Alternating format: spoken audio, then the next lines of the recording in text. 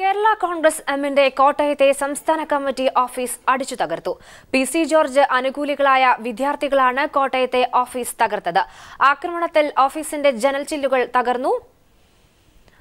വിശദാംശങ്ങളുമായി ടി.പി. പ്രശാന്ത് ചേരുന്നു. പ്രശാന്ത്, വിവരങ്ങൾ.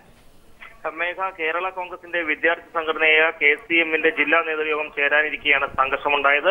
യോഗസ്ഥലത്ത് പി.സി. ജോർജിനെ അനുകൂലിക്കുന്ന നേതാക്കളെത്തി KM മാണിക്കെതിരെ പ്രമേയം അവതരിപ്പിക്കണമെന്ന് ആവശ്യപ്പെട്ടത് മാണി വിഭാഗം എതിർത്തു. ഇതോടെയാണ് സംഘർഷമുണ്ടായത്. പി.സി. ജോർജ് അനുകൂലികൾ ഓഫീസിന്റെ ജനൽ ചില്ലുകൾ അടിച്ചു തകർത്തു. മാണി വിഭാഗവും പ്രകോപനപരമായ മുദ്രാവാക്യങ്ങളുമായി എതിർഭാഗത്ത് നിലയുറപ്പിച്ചു. സംഘർഷത്തിൽ KSC ജില്ലാ സെക്രട്ടറി, അതായത് പി.സി. ജോർജിനെ അനുകൂലിക്കുന്ന സെക്കുലർ വിഭാഗത്തിന്റെ KSC ജില്ലാ സെക്രട്ടറി റിയാസ് അമീന് പരിക്കേറ്റു. ഇയാളെ കോട്ടയം ജില്ലാ ആശുപത്രിയിൽ പ്രവേശിപ്പിച്ചിരിക്കുകയാണ്.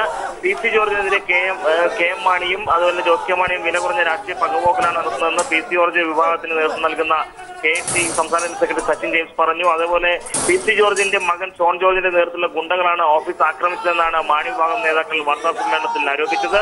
സംസ്ഥാന കമ്മിറ്റി ഓഫീസ് ആക്രമിച്ചതിൽ പ്രതിഷേധിച്ച് യൂത്ത് ഫ്രണ്ടിന്റെയും KSCയുടെ നേതൃത്വത്തിൽ കോട്ടയം നഗരത്തിൽ പി.സി. ജോർജിന്റെ കോലം കത്തിച്ചു.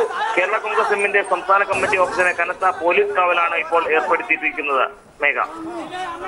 പ്രശാന്ത്, മാണി പി.സി. ജോർജ് തർക്കം നിലവിൽ തെരുവിലേക്ക് എത്തിയിരിക്കുന്നു. നിലവിലെ ഒരു അവസ്ഥ എന്താണ്? സംഘർഷത്തിനായി വന്നു?